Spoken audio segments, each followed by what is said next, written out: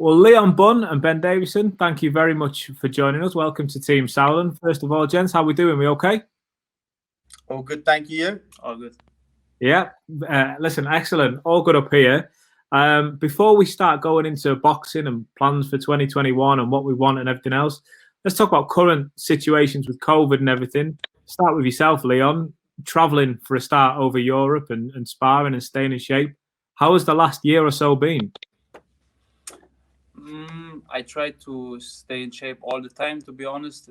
But of course, it was not too easy, yeah, because not too much sparring, and sometimes you have to stay outside. You know, I had not the option to train in the gym every time, you know. But right now it's very good. I feel good, and I learned really much here. Yeah, so I think it's good. Ben, has it provided any extra challenges for yourself working with Leon? Obviously, Leon based in Germany some of the time and trying to work out the usual training routines. Has it provided challenges? No, not really. Leon's been here the pretty much, you know, the whole time. Once he made the move over, then I went into the bubble. The week that I spent in the bubble, Leon went home. Then he come back. So he's been here pretty much full time, you know, besides the week that I spent in the bubble. So as long as I've been in the gym, Leon's been here. How have you found working with Ben, Leon? Esteemed coach. How's he treating you? Is it good? Very good, very interesting. It's very technical, very tactical, and I feel like I can learn very much here. Yes, very good. How did this relationship, this meeting come about? How did you guys first cross paths?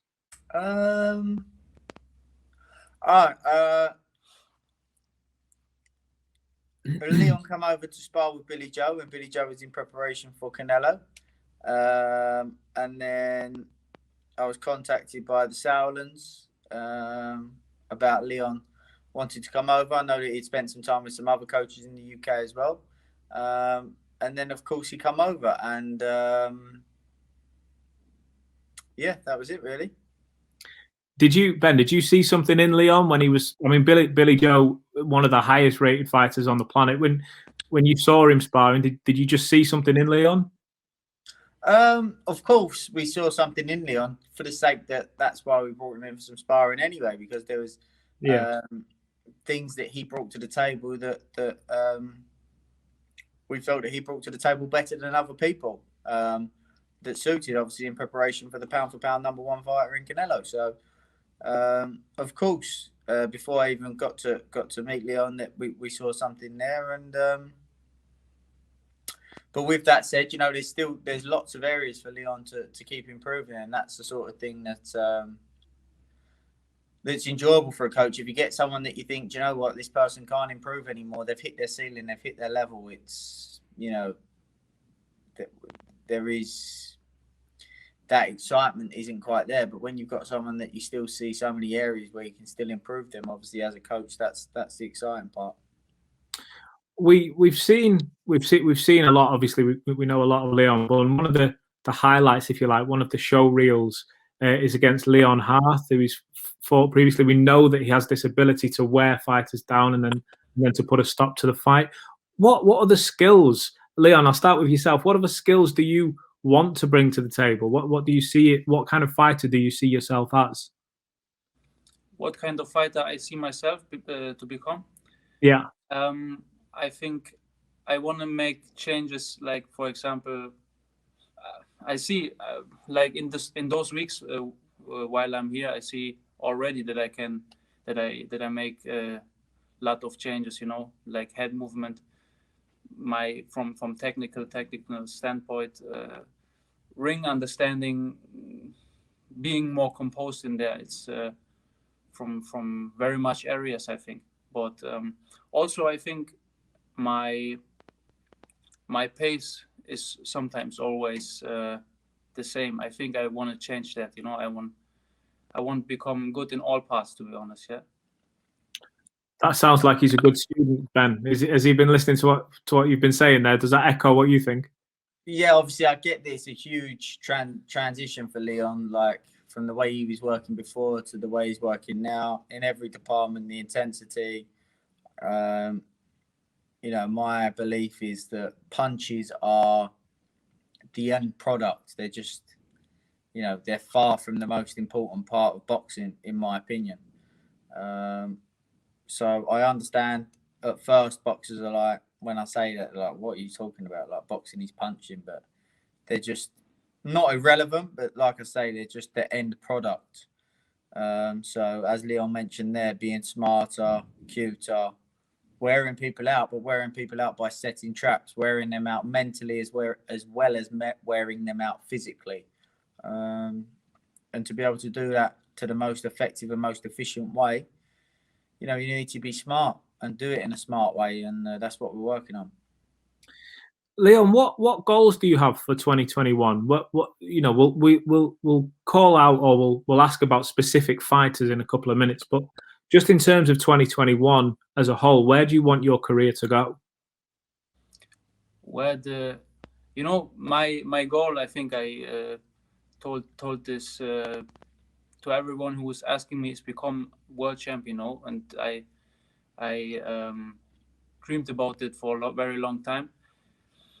When it's time for that, you know, to be honest, I hope it's that this year, but we will see, you know, things with this pandemic, and it's not very easy, but hopefully we'll see. And Ben, as a coach, how do you kind of plan? Because I know Leon wants to go on to a world title. You want to take him there, but we know that it's a busy division. There's a lot of routes that you could take, etc., etc. How do you work with Leon to plan that route? Yeah, there's certain elements of certain questions that need to be asked of a fighter, or a fighter needs to have answered along the way to get to that point, and those are the points that I'd like to get out of the way for Leon this year. And I see those points coming at sort of, you know, he's got a very good ranking, an international title, an eliminator, a final eliminator, those kind of things against the correct opponents. That's going to also, because he's at a point where he's made a transition to a new coach, he needs to be able and to be given the opportunity to be in a fight where he can also work on those things while being tested. There's no point going into a fight in a stylistic matchup where he may have to change and go against what we've been working on. So, you know, we need to think about that and be smart in the next fight or so to make sure that, you know, he gets to put into practice what we've been working on. And I think that he'll be able to do that, like I say, an eliminator / final eliminator type level. And then go from there. You know, once you get past those hurdles, you are there and at the point of boxing for a world title. I guess that's something that maybe fans can sometimes overlook then. If what you're saying is when a fighter goes to work with a new, yes, you've got the hurdle of whoever's in front of you, but you've got to work on that relationship when you're going into maybe some deep waters or whatever. When times are being tested, you've got to know that you can understand each other at the hard times as much as you can when you're in the gym, just the two of you. Yeah, this is a very simple, and I'm not saying this is the specific type of for us, but just as a dumbed down example, you know, if you're working with your boxer to box on the back foot and develop his game on the back foot, but then this specific matchup will mean that he needs to go on the front foot, you know, it's not ideal in terms of development. And Leon's still at a point where, you know, he's working and developing on certain areas of his game. So we have to match Leon with what we're working on in mind. So back to you then, Leon. I know we said we would ask it in a couple of minutes. If I could put any fighters down in front of you now, if that exciting fight, if you like, even if it meant jumping up to world level, who would you like to fight next? Who would you like to have on your resume? I know this is a question that's been asking. It's been asked a lot to me, but I have no specific fighter because I don't think I want to beat this guy. I want to beat this guy. My goal is somewhere else. You know, I want to beat the guy who's next in front of me. But I've not a specific fight. It's a good answer. It's a fair answer. Just before I let you crack back on with training, gents, we had a quick chat before we came on. I believe you're training with a friend of ours, Jack Fincham, who, if I'm not mistaken, is also a light heavyweight. Have you had the chance to go through any paces with Jack? Me training with him, you mean? Yeah. Yes. Like I think a little bit body sparring and stuff. Yeah. How's he looking? How's he coming along? Yeah, he's good. Yeah, he's good. He's he works hard. He really wants to do something. You know, he wants to become better, I think. Yeah. Is it a good partnership you've got there, Ben, with Leon and Jack?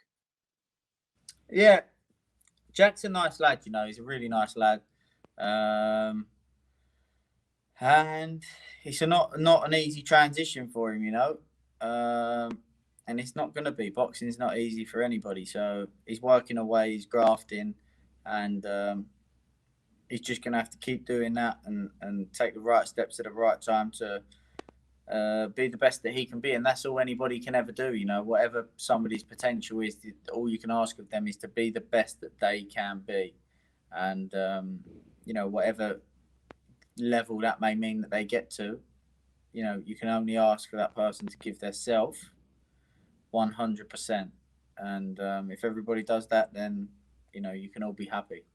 Of course. Well, listen, I'll let you crack back on. You got a big session lined up for today, or have you done for the day, or what's going on? No, we got another session coming up in a minute, but their big session was done this morning. Fair enough. Well, I'll leave you to get to work. Thank you very much for joining us, boys.